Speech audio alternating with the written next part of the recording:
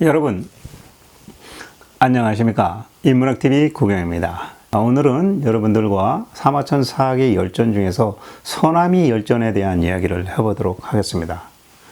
사마천이 기록한 서남의 열전은 중국의 여러 지역 중에서 서남 쪽, 그러니까 지금 현재 중국의 행정명으로는 사천성, 그 다음에 귀주성, 운남성 지역에 해당되겠습니다. 그 지역의 인물에 대한 것, 그 다음에 그 지역의 풍습에 대한 것, 그 다음에 한나라 무제가 그 지역을 어떻게 복속을 하게 되었는지 그런 내용에 대해서 이야기를 기록해 놓은 것입니다. 자, 근데 이 서남이는 중국 중원의 평원 지역과는 좀 달리 산악 지역입니다. 여러분들 지금 지도, 위성 지도에서 보는 것처럼 평지가 아니라 험난한 산악 지역이 대부분입니다. 그래서 이 서남이 지역은 고립된 상태로 독특한 문화와 전통을 이어갈 수밖에 없었던 거죠. 여러 소수민족들이 그 지역에 다양하게 분포될 수 있었던 겁니다. 그리고 이들 간에도 역시 이동과 교류가 빈번하지 못했던 겁니다. 상당히 제한적이었다라고 말할 수 있겠죠. 이 서남이 지역은 지형에 따른 접근성 때문에 무력으로 변방 확장의 정책을 한참 폈었던 한나라와 그 대규모의 전쟁을 치르지 않고 복속된 유일한 지역이다라고 말할 수 있겠습니다. 더욱이 좀 특이한 것은 이 서남이 지역에서 산출되는 특산물 때문에 그에 대한 호기심에서 시작돼서 한나라가 그 지역을 복속했다라는 것입니다. 그 특산물 중에 구장, 그 다음에 대나무로 만든 지팡입니다. 여기서 구장은 지금으로 말하면 헛개나무 열매로 만든 음료수였던 것 같아요. 먹는 거. 그 다음에 이 대나무 지팡이는 아주 화려했던 그런 지팡이였던 모양입니다. 이 두 가지 특산물 때문에 그것을 매개로 해서 한나라에 관심을 갖게 돼서 한나라가 들어와서 복속하게 된 지역이 되겠습니다. 자, 말이 나온 김에 우리는 중국 하면 대부분이 한족이라는 생각을 갖는데 사실 중국에 한족이 따로 있는 것이 아니고 중원 지역에 사는 사람들이 자기들 스스로를 한족이다라고 칭했을 뿐입니다. 결국 이 한족이란 한나라 때 형성된 어떤 문화적인 개념에 대한 한족이지 혈통적 개념은 아니라고 봐야 될 것 같습니다. 지금 영상에 올려드린 바와 같이 현재 중국 내에는 수많은 종족과 민족이 흩어져 살고 있습니다. 그 여러 민족을 통합해서 중국이라는 단일 국가로 현재 유지하고 있는 겁니다. 중국 스스로 분류하고 있는 소수민족은 한족을 제외하고도 55개 정도로 알려져 있습니다. 그리고 과거에 중국은 한족 이외에 다른 민족이 지배했던 그런 역사도 가지고 있습니다. 예를 들면 중국의 송나라 이후에 13세기에는 원나라죠. 이 원나라 때에는 한족이 아닌 몽고족이 중국을 지배하면서 통치를 했었습니다. 그리고 조금 더 시간이 지나서 명나라가 망하고 17세기 이후에 청나라가 들었을 때 이때는 한족이 아닌 만주족이 중국을 지배했었습니다. 그러니까 이 중국은 역사적으로 한족만이 아니라 여러 다민족들이 중국의 지배 계층이었다라는 것입니다. 물론 현재 중국 인구의 91.5%는 한족이고 나머지 8.5% 정도가 기타 여러 이민족이라고 합니다. 사실 대만도 장개석이 공산당 모택동에게 밀려서 대만으로 정부를 옮겨오면서 따라온 그 본토 출신 사람들이 현재 대만 인구의 약 98%이고 원래부터 이 대만에 거주했던 원주민은 약 2%밖에 안 된다고 합니다. 그들 대만 원주민들을 이렇게 보면 사실 대륙에서 넘어온 중국인들과 외양상으로 조금 달라 보이는 면도 조금 있긴 해요. 이처럼 중국 내에 소수민족의 인구수는 상당히 작습니다. 8.5% 정도밖에 차지하지 않습니다. 그런데도 이 사람들이 차지하고 있는 분포, 면적은 중국 땅의 약 64% 정도로 아주 넓게 차지하고 있습니다. 그리고 중국 당국은 현재도 이런 여러 민족들 간의 어떤 융화, 동화 정책을 펼치고 있는 거죠. 땅덩어리가 상당히 큰 대륙을 통치하려니까 융화와 동화 정책을 실행하지 않고는 중국이라는 하나의 체제로 유지할 수 없다라고 판단한 것 같습니다. 그래서 한족을 변경 이민족 지역에 이주시키는 그런 정책을 적극적으로 펼치고 있는 겁니다. 하지만 이 이민족의 저항 또한 사실 만만치가 않죠. 중국으로부터 개별 독립을 하겠다라는 그런 것입니다. 대표적으로 우리가 잘 아는 신장 위구르 지역, 그리고 티베트 지역이 대표적이겠습니다. 자, 그렇다면 중국에 있어서 이런 소수민족이 사는 지역이 왜 그렇게 중요할까요? 그런 의문이 들지 않습니까? 그 이유는 바로 이렇습니다. 이 소수민족들이 사는 그 지역 자원이 중국 입장에서는 상당히 절실합니다. 중국이 현재 지속적으로 어떤 경제 발전을 통해서 나아가야 되는데 그에 대한 근원은 천연 자원, 거기서 얻어지는 광물들입니다. 그런데 그것들이 거의 대부분 이 소수민족들이 살고 있는 지역에 많이 있는 겁니다. 그리고 또 하나, 이 소수민족이 사는 이 변경 지역인데 대부분 이곳이 영토 보존을 위한 전략적인 요충지입니다. 그래서 인도, 그 다음에 러시아, 우리 북한, 이런 쪽과 다 경계를 하고 있지 않습니까? 그러다 보니까 어떻게 보면 중국 입장에서는 영토 보존을 위한 최전방 지역이 되는 거죠. 그리고 또 하나, 대외적으로 중국이 위상을 유지하는데 영토도 더 필요하고 전략적인 위치에 있기 때문에 영토가 더 필요하다라고 판단한 거예요. 대국으로서 커나가기 위해서. 그래서 하나의 중국이라는 슬로건으로 주로고 통합하려고 중국은 애쓰고 있는 겁니다. 홍콩도 지난번에 홍콩의 그 민주화 운동 때문에 상당히 혼란을 겪었는데 중국이 그걸 두들겨 막는 이유는 뭐겠습니까? 괜히 홍콩의 자유를 좀 풀어줬다가 공산주의마저도 깨질까봐 두려워했던 거죠. 자, 사실은 그런 중국을 찢겨 발견해와야 세계 패권 1위 자리를 지킬 수 있는 나라가 바로 미국입니다. 그래서 지금 현재 미중 간의 분쟁이 되고 있는데 중국은 미국 보고 내정 간섭이라고 말하고 미국은 중국에게 인권 침해국이다라고 하면서 이 두 나라가 서로 다른 소리를 내고 있는 겁니다. 이런 상황에서 중국 정부와 대립하면서 발생하는 소수민족의 분규 발생, 이런 일들은 사실 최근만의 현상은 아닌 거죠. 역사적으로도 중국이 다수의 소수민족 지역을 점령하고 또 그 지역에서 다시 분리 독립운동이 일어나고 이런 일들이 지속적으로 발생되어 왔습니다. 자, 이번 시간에 이야기하는 이 서남이 열전도 마찬가지로 중국이 자기들과 다른 소수민족 영토를 공략을 해서 그들에게 복속시키려는 그런 역사 이야기입니다. 중국의 이런 팽창 정책과 중국의 영향력으로부터 벗어나려는 소수민족의 저항은 오늘날만의 일이 아니라 과거에도 있었던 일이었던 것이죠. 현재 가장 대표적인 것이 신장 위구르 그리고 티베트 독립운동 움직임입니다. 사실 이들은 중국의 한족과 민족적으로도 다르고 또 문화뿐만 아니라 종교적으로도 많은 차이가 있습니다. 반면에 대만을 보세요. 대만 같은 경우는 사실 민족이나 이런 게 다 거의 유사하죠. 다만 민주주의냐 공산주의냐라는 그 정치 체제만이 다를 뿐입니다.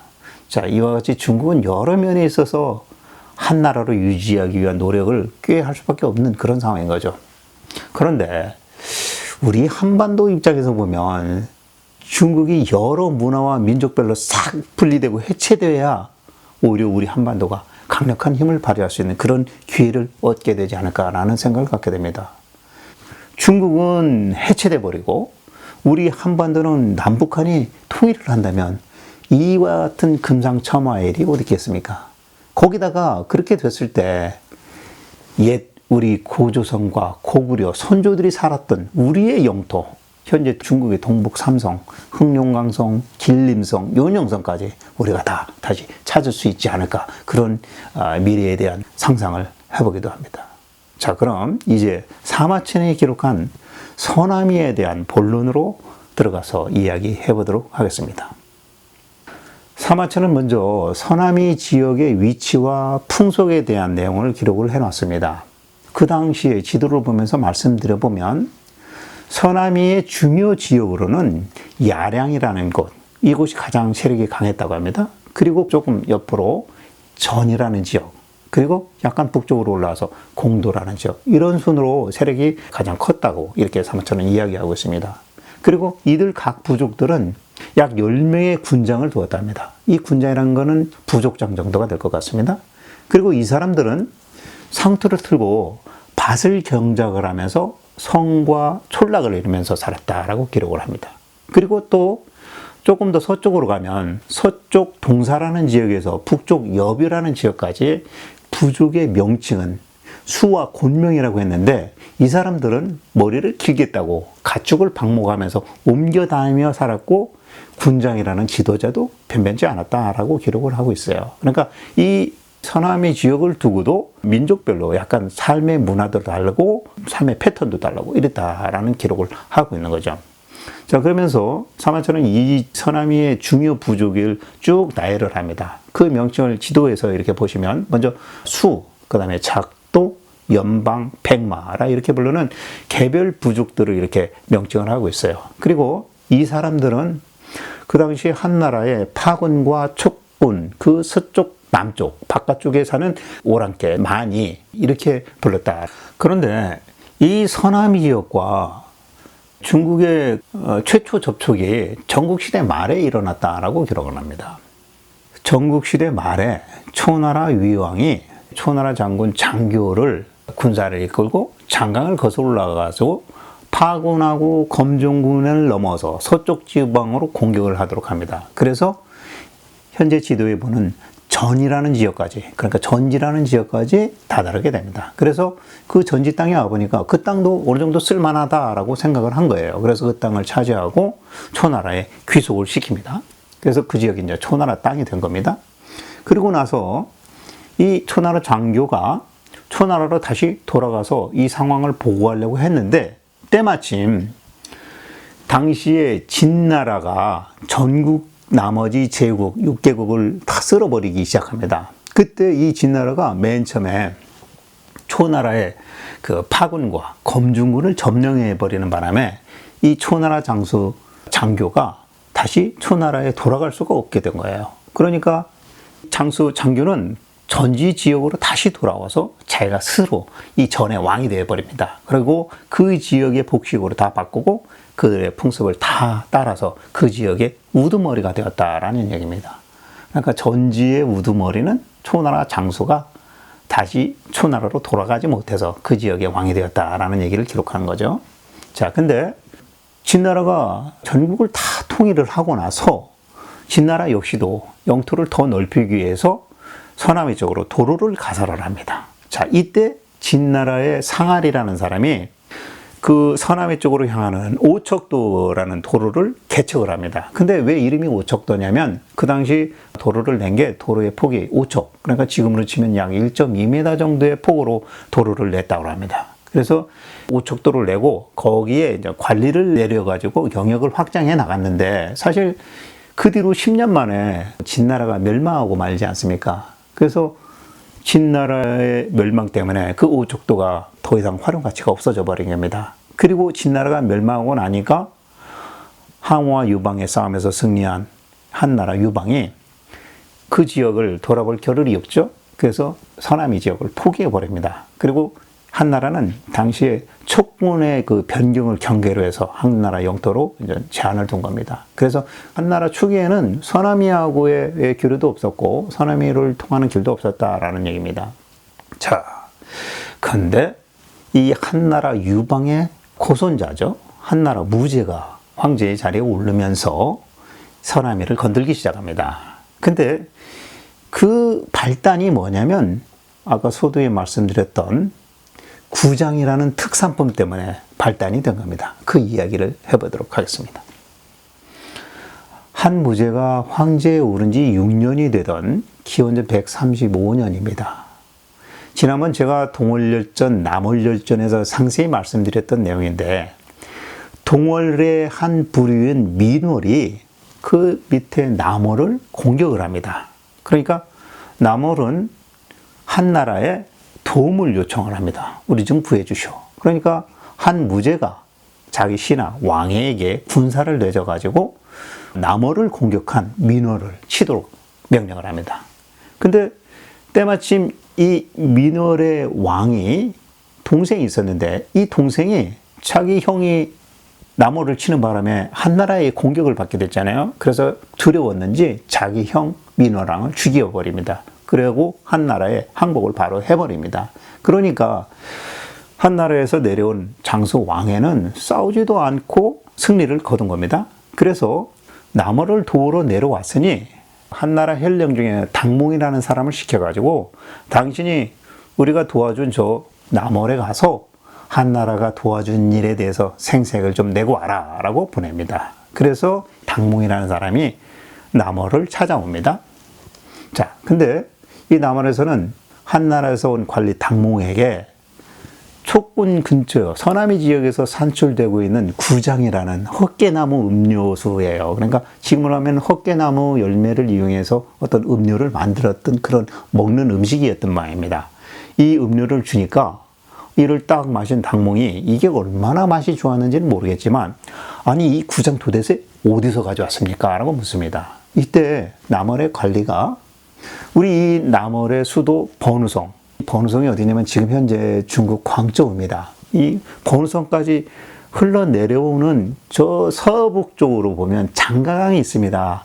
이 장가강을 타고 내려온 물건입니다. 라고 대답을 합니다. 그래서 얼마 뒤에 당몽이 한나라 수도 장안으로 돌아옵니다. 그래서 촉당 출신의 상인을 만납니다. 그러고서 그 사람에게 이렇게 묻습니다. 구장을 내가 남월에서 먹어봤는데 그것도 대체 어떤 겁니까? 라고 촉당 출신 상인에게 물어봤습니다. 그러니까 이 사람이 이렇게 대답을 하는 거예요.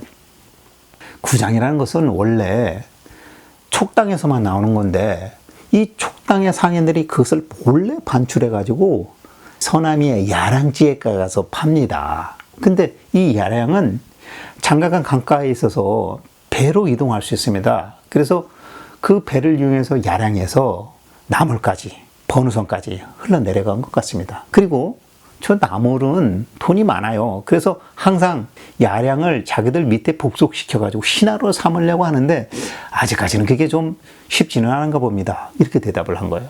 자, 촉당 상인 사람의 말을 들은 당몽이 그 이야기를 듣고 황제 무지에게 찾아가서 상소를 이렇게 올립니다. 저 남월왕은 자기 스스로 천자를 상징하는 수레와 깃발을 달고 다닙니다. 황옥좌독이라고 합니다. 황제만 쓸 수 있는 건데 남월왕이 그렇게 하고 다닌다는 거죠. 그러면서 그 남월왕이 다스리는 그 영역이 점차 자꾸 커져가는데 지금 우리 한나라에게는 신하국 행세를 하고 있지만 실제로는 한나라하고 똑같은 황제 노릇을 하고 있습니다. 그러니 저 남월을 정벌을 하러 가야 되겠는데 한나라에서 남월까지 가려면 장사를 거쳐 가든지 예장을 거쳐서 내려가야 되는데 남월로 쳐들어가기 위해서 대부분의 물길이 다 끊겨 있으니 진입하기가 어렵습니다. 그러니까 제가 알기로는 저쪽 서남이 지역에 야량이라는 곳이 있는데 이 야량의 군대가 약 10만 명 정도가 있다고 하니까 그들을 동원시켜 가지고 장가강을 타고 배를 이용해서 불시에 저 남월을 공격할 수 있다면 우리가 쉽게 제압을 할 수 있습니다. 라고 이 얘기를 합니다. 그러니까 그때 한나라의 한 무제가 듣고 보니까 아주 그럴듯하거든요. 그래서 승낙을 합니다. 그래 한무제는 그 자리에서 바로 그 당몽에게 당신이 낭중장이 되어가지고 1000명의 전투병하고 10,000명의 수송병을 이끌고 저 파촉을 지나서 야량으로 들어가라 라고 명령을 내립니다. 자, 여기서 한무제가 당몽에게 군사를 줬는데 1000명은 전투병이고 나머지 10,000명이 수송병입니다. 세상에 어떻게 전투병보다 수송병이 더 많습니까? 그 얘기는 야량까지 가는 그 길이 상당히 험난한 길이었다라는 얘기죠. 싸우러 가는 것보다도 가져가야 될 물건이 더 많았다는 얘기입니다. 그만큼 진입하기가 어려운 지역이다라고 말할 수 있는 거죠. 자, 그래서 결국 이 당몽이 야량이라는 지역까지 다 들어옵니다. 그래서 그 당시 야량의 그 최고 자리였던 야량후 다동이라는 사람을 만납니다. 당몽은 이 야량후 다동에게 선물을 상당히 이제 후하게 이렇게 딱 전달을 해주고 이 땅을 한나라의 군으로 만들자. 그리고 그에 대한 그 현령 자리에는 당신 아들을 우리가 세워줄게 라고 약속을 합니다. 자, 근데 당시에 이 야량의 사람들은 교류는 많이 없었지만서도 한나라의 비단과 명주가 아주 좋다는 것은 잘 알고 있었던 모양이에요. 돼요. 그래서 한나라의 비단과 명주의 욕심이 나서 한나라의 협상에 승낙을 합니다. 오케이를 합니다. 사실 속으로는 우리가 이렇게 협상에 응해도 한나라가 이쪽까지 쉽게 들어오지는 못할 거다라는 그런 그 안도를 갖고 있었습니다. 그래서 당몽이 제안한 그런 그 제안을 쉽게 받아들여가지고 결국은 야량 지역이 한나라하고 이제 협력하게 되는 그런 관계가 된 거죠. 그래서 당몽이 다시 이제 한나라 장안으로 돌아와서 황제 무지에게 보고를 합니다. 그러니까 그때 이 황제는 야량 지역을 한나라의 그 행정명으로 건위군이다라고 이렇게 명칭을 해서 건위군으로 삼습니다. 자, 그리고 나서 한나라는 즉시 이제 남원을 치기 위한 교두보를 확보하기 위해서 도로를 뚫어야 되잖아요. 그래서 파와 촉 군사들을 징발을 합니다. 그래서 북도라는 지역에서 장가강, 야량이 있는 장가강까지 대로를 내도록 명령을 내립니다. 그때 사마상여가, 원래 이 사마상여가 사천성 총나라 출신 사람입니다. 그래서 황제 무지에게 부름을 받고 저쪽 서쪽 서위에 가서 공이라는 곳, 그 다음에 작이라는 곳, 거기 그 부족들이 있는 곳에 가서 우리 한나라 군을 설치할 만한가라고 알아보라고 했는데, 이 총나라 출신 사마상여가 자기가 고향 가까운 지역이다 보니까 충분히 한나라 군을 설치할 만하다 이렇게 말을 합니다. 그래서 황제가 사마상여를 낭중장으로 임명해가지고 그쪽 서위에 가서 직접 한나라의 행정을 차릴 수 있도록 그렇게 명령을 내립니다. 그래가지고 이 도위 10개, 그 다음에 현 뭐 이런 것들을 설치해서 그쪽 지역도 한나라의 촉군 지역에 예속시켜버립니다. 그러니까 촉군에 포함을 시켜버린 거죠.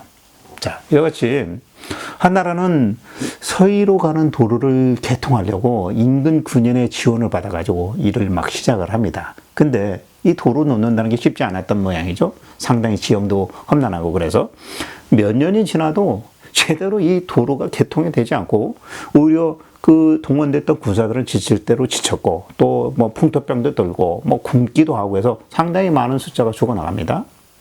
그러니까 그 당시 또 서남이 지역에서 한나라 군연에 이제 복속하기로 했던 사람들이 일부 부족들이 막 한나라에 반기를 들고 일어나니까 한나라에서는 또 자기들 군대를 보내서 그거를 진압하려고 했는데 진압은커녕 비용만 잔뜩 들고 소모만 찾고 있는 거예요. 성과가 없었던 거죠. 그러니까 한무제가 안 되겠다. 저 신장로 도로공사하는 거 저 지지부지 않은데 상세한 내역을 공선원 당신이 가서 좀 살펴보고 오시오라고 해서 자기 시나 공선원을 또 파견을 합니다.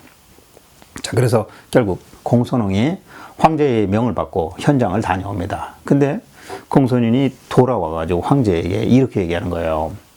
우리가 사실 저 북방의 흉노 방어하기도 지금 급급합니다. 그래서 우리가 지금 황야 근처에 삭방군을 놓고 거기에서 성벽을 쌓고 흉노를 막기 위해서 집중하는 것이 훨씬 더 유리할 것 같습니다. 저 서남이 진출 그거 보류해 놨다가 나중에 하는 게 좋겠습니다. 라고 보고를 합니다. 이 보고에 황제 무제는 서남이로 진출하는 그 도로를 중지시킵니다. 다만 그 당시 남이에 있던 야량 두 현에 한 명의 도의만 두게 하고 건의군으로 하여금 그 지역을 스스로 잘 보존하도록 거기까지만 이제 마무리 집니다. 자, 그렇게 해서 이 한나라하고 이 서남이 지역이 아직은 큰 일은 벌어지지 않았습니다. 근데 두 번째 계기가 일어납니다. 바로 이 두 번째 계기도 특산품, 서남이 지역에서 만들어지는 대나무 지팡이 때문에 벌어진 사건이 되겠습니다. 자, 시간이 조금 더 흘러서 한나라 무제가 황제에 오른 지 20년 차 된 기원전 122년입니다. 그 이전에 한나라 무제의 명을 받고 장건이 서역 대하까지 갔다가 돌아오죠. 그때 기원전 122년에 장건이 서역에서 돌아와가지고 자기가 대하까지 사선으로 갔다가 돌아와서 말하기를 자기가 대하에 있을 때 그 먼 지역에 있는데 촉지역의 배, 그 다음에 공족들의 그 대나무 지팡이가 대역에 있더라. 이걸 보고 이거 도대체 어디서 났는지 물었답니다. 그랬더니 그 대하에 있는 사람들이 이렇게 얘기한 거예요. 이 특산품은 저기 동남쪽 신덕국이라는 곳에서 가져왔는데 그곳까지 온 촉의 상인에게서 내가 산 겁니다. 라고 대답을 했습니다. 자, 그리고 또 어떤 사람은 또 이 신덕국이 공이라는 곳에서 보면 서쪽으로 약 2000리쯤 오면 있다고 합니다. 라고 이렇게 얘기를 한 겁니다. 자, 여기서 신덕국이 지금의 인도입니다. 아마 제가 생각할 때는 겐지스강 상류 지역 아닌가라는 생각이 듭니다. 이 말을 장건이 대하에 있을 때 들은 거예요. 근데 대하에서 돌아와서 한나라의 그 무지에게 이렇게 얘기한 겁니다. 서역의 저 대하는 우리 한나라하고 교역하고 싶어 죽는데 중간에 흉노가 화서회랑을 딱 막고 있어서 상당히 어려운 일 처할 것 같아서 걱정을 하니 이참에 촉을 통해서 신덕국으로 가는 길을 새로 열면 우리 한나라가 저쪽 서역 대하와 교류할 수 있는데 우리도 이익이 되고 대하도 이익이 될 거라고 생각합니다. 라고 보고를 해요. 그러니까 새로운 서역 교역로를 확보할 수 있겠다라는 그런 보고를 한 겁니다. 신덕국을 찾으면. 그래서 장건의 이 말을 들은 한무제가 바로 자기 밑에 신하 여러 명을 서쪽 신덕국을 찾아오라고 서쪽 서남이 쪽으로 보냅니다. 자, 근데 이 사신들이 전이라는 지역까지 왔어요. 근데 그 당시에 이제 전왕에는 상강이라는 사람이 왕으로 있었는데 한나라에서 온 사신들을 다 잡아두어 버렸습니다. 그 한나라 사신들이 다 잡혔다는 소식에 한무제는 또다시 두 번째로 서쪽으로 또 사신 여러 무리를 또 보냅니다. 근데 이 사람들도 역시 이번에는 곤명이라는 곳에서 딱 가로막혀가지고 더 이상 앞으로 나갈 수 없습니다. 결국은 한나라에서 보낸 여러 명의 사신들이 전부 다 신덕국을 찾아 나설 수가 없게 된 거죠. 결국 못 찾았습니다. 근데 이 당시 한나라 사신을 붙들어둔 이 전왕, 이 사람이 한나라 사신에게 이렇게 묻는 겁니다.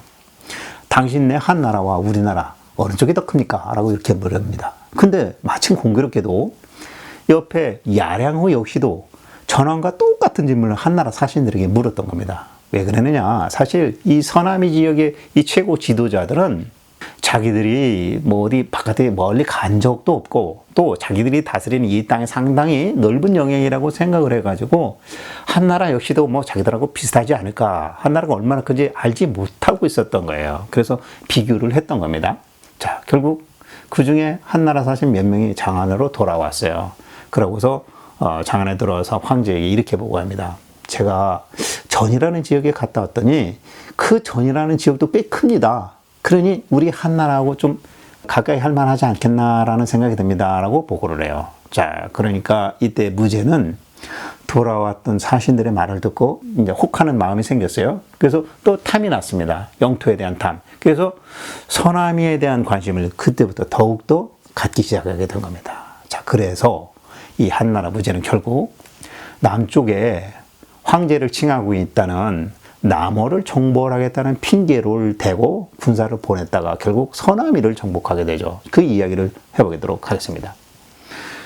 남월이 기원전 112년에 결국 한나라의 반기를 들고 한나라에 대항을 합니다. 그러니까 한무제가 치유라는 사람을 건의군, 그러니까 야량이죠. 야량을 통해서 남이의 군대를 동원을 해서 남원을 치도록 명령을 내립니다. 이때 사실 남이의 또 한 지역, 절안에는 지역이 있는데 이 절안의 군주는 부족장이죠. 자신의 군대가 이 한나라를 도와서 만약에 멀리 가면 주변에 다른 부족 국가가 자기 나라를 침공해 와가지고 자기 지역에 늙고 약한 사람들을 다 잡아갈 것이 두려워졌어요. 그래서 자기가 갖고 있는 군대와 함께 한나라에 반란을 일으키고 한나라 사신과 건의군 태수까지 죽여버립니다. 자, 이런 일이 벌어지니까 한나라에서는 안 되겠다. 저 반란한 부족장을 죽이기 위해서 파하고 촉에 있는 죄인들만 끌어모아가지고 남어를 한 번이라도 공격해 본 사람은 다 모아가지고 그 사람들에게 교의라는 그 직분을 내려주고 저 절안을 공격해서 망하게 만들어라 라고 명령을 내립니다. 그래서 그 사람들을 이제 동원시켜서 진짜 반란했던 절안을 공격해서 평정을 시켜버립니다. 그러는 사이에 한나라에서 내려보내는 봉군이 또 두 군데가 있습니다. 그 노박덕이라는 장군, 그 다음에 복파 장군, 뭐 이 두 사람에 의해서 완전히 격파돼가지고 남월이 망해버렸어요. 그러니까 한나라의 8기가 쭉 그 서남이를 통해서 내려오고 있었는데 이미 남월이 망했다고 하니까 더 이상 내려오지 않고 바로 이제 군사를 돌려가지고 돌아갑니다. 그때 항상 한나라가 이 군대를 몰고 내려올 때 되면 항상 두란, 전 앞에 이 두란이라는 지역이 있는데 이 두란족들이 한나라의 길을 항상 막아버렸거든요. 그래서 그에 대한 복수로 두란을 주멸시켜 버립니다. 그러니까 멸망시켜 버린 거예요. 남어를 공격하러 갔다가 돌아오는 길에 두란을 이제 멸족시켜 버린 겁니다. 그리고 나서 두란에 이어서 남이도 또 평정해 버립니다. 그리고 그 지역에 장가강이 근처에 있으니까 장가군이라고 해가지고 한나라 군을 설치를 하게 됩니다. 자, 그렇게 상황이 막 급반전되니까 원래 이 야량군은 처음에는 남월에 많이 의지를 했었잖아요. 근데 이미 남월이 한나라에 멸망되고 말으니까 거기다가 또 때마침 한나라 군대가 막 다시 돌아왔잖아요. 그러니까 에이, 차라리 나도 이 나라를 그냥 한나라에 바쳐버리자. 그리고 한나라에 입주하겠다라고 합니다. 그래서 한나라 황제는 결국 이 야량후를 야량왕으로 이렇게 삼아가지고 이제 왕의 자리에 그대로 남게 해줍니다. 자, 그리고 남월이 격파된 뒤에 한나라는 남월에서 다시 북상해가지고 서남이 지역의 모든 부족 국가들을 막 정벌을 하고 또 그 정벌된 지역에 군을 설치하고 막 이렇게 나아갑니다. 근데 마침 이제 기원전 109년에 천자가, 그러니까 한무제가 파촉의 군대를 일으켜가지고 전과 같은 부족 중에 노침, 그 다음에 미막이라는 부족이 있습니다. 이 노침과 미막을 공격해서 또 멸망을 시켜버립니다. 그리고 나서 그 군대를 그대로 전이 있는 지방까지 이제 주둔시킵니다. 그러니까 이 전왕이 야량이 벌써 한나라에 항복했잖아요. 그리고 왕의 인수를 받았잖아요. 그러니까 이 전왕 역시도 한나라에 입주를 요청하고 결국 항복을 합니다. 나라를 바칩니다. 그리고 나서 한무제에게 왕의 인을 받는데 한나라에서는 익주군이다라고 해가지고 명칭을 부여합니다. 그래서 이 기존에 있던 전왕에게 왕의 인을 하사해가지고 다시 한나라로 흡수를 하게 되는 거죠. 자, 이렇게 해서 서남이가 결국은 한나라에 흡수되는 겁니다. 근데 이 당시 서남이의 군장, 그러니까 부족장이 약 100여 명 이상이었다고 합니다. 근데 그 중에서 야량의 그 왕, 그 다음에 전의 왕, 이 두 사람만 한나라로부터 왕의 인정을 받았다라는 거죠. 그 중에서도 이 전의 왕, 이 사람이 한나라 무지의 총애를 가장 많이 받았다라고 기록을 하고 있습니다. 자, 이렇게 해서 사마천은 서남이 열전을 마무리 짓고 있습니다. 사마천은 마지막에 이렇게 또 기록을 하고 있어요. 뜬금없이 초나라의 선조가 어떻게 해서 하늘에 저런 복을 받았는지 모르겠다. 초나라의 선조 하늘에 복을 받았다라는 이런 얘기입니다. 왜냐? 옛날 주나라를 세운 서백창 문왕의 그 스승이 유궁이라는 사람이 있는데 이 유궁이 바로 주나라 문왕의 스승이었다는 거예요. 그래서 주나라 문왕이 나라를 세우고 이 유궁에게 초나라에 봉해줬다라는 얘기입니다. 그러니까 초나라의 선조 유궁이 주나라 문왕의 선택을 받아서 초나라를 세웠다라는 얘기입니다. 근데 주나라는 춘추 전국시대를 쭉 내려오면서 결국 쇠매졌고 망해버렸잖아요. 근데 그 시점에 오히려 초나라는 땅이 5천리로 넓어졌다라는 얘기입니다. 그러니까 복받지 않았느냐 이런 얘기예요. 그러고 초나라가 결국은 진나라에서 망하게는 됐지만 이 초나라의 후손인 장교, 아까 서두에 말씀드렸던 초나라 장수 장교가 전 지역에 가지고 전왕으로 되었으니 그것도 복받은 일이다라고 기록을 합니다. 그리고 이 전왕은 또 나중에 한무제한테 가장 많은 총애를 받았다라고 기록을 하고 있습니다. 결국 이 사마천이 전왕의 총애를 받았다라는 얘기를 하는 이유는 아마 이제 그 당시 한나라 무제의 총애를 받은 전왕은 그 장교의 후손들이었겠죠. 그래서 황제의 총애를 받는 것이 상당히 중요한 걸 느꼈는 모양입니다. 사실 사마천도 무제의 총애를 받고 싶었겠죠. 하지만 무제의 눈밖에 나는 바람에 궁형을 당하지 않았습니까? 거기에 대한 뭔가 애착이 있었던 것 같습니다. 자, 사마천은 마지막에 서두에 말씀드린 바와 같이 서남이 정벌의 발단이 된 것은 한나라 관리 중에 한 사람이 남월의 번우에 가서 서남이 지역의 출산물 구장을 보고서 시작되었고 또 대하에 간 장건이 돌아와서 대하에서 내가 서남이 지역의 대나무 지팡이를 보았다라는 얘기 때문에 발단이 되었다라고 기록을 하고 있습니다. 역사는 이렇듯 어느 하나 별것 아닌 것 같지만 그런 거에서 단초가 되어서 이루어지는 것 같습니다. 자, 사마천은 마지막에 또 이렇게 쓰고 있습니다. 서남이는 나중에 분할되어서 서쪽과 남쪽으로 나누어졌고 마침내 한 나라의 7개 군에 포함이 되었다라고 쓰고 있습니다. 자, 여기까지가 서남이 열전입니다. 자, 그러면 다음에 예고를 또 말씀드리겠습니다. 다음에는 사마상야 열전입니다. 사마상야는 한나라 황제 경제와 무제 때 사람입니다. 한나라의 무제에게 상당한 총애를 받았던 사람이고요. 그 다음에 이 사람의 출신은 사천성 청도 지역, 그러니까 총나라 사람이었습니다. 그리고 그의 부인이 우리가 잘 알고 있는 탕문군이었습니다. 그와 결혼해서 아주 부유하게 살았던 사람입니다. 그리고 가장 특징적인 것은 이 사마상야는 중국 전환시대의 아주 대가 문학자입니다. 그래서 중국에는 이제 부가라는 그런 운문체의 어떤 문학, 부라고 하는데 고대 중국 문학의 그 부의 대가다라고 평가를 하고 있습니다. 그래서 사마상야 열전에는 약간 어떤 영웅적인 것 얘기보다는 문학적인 그런 표현들이 많이 있습니다. 그래서 다음에는 사마상야 열전을 진행해 보도록 하겠습니다. 자, 지금까지 시청해 주신 여러분 감사합니다. 인문학TV 고경이었습니다.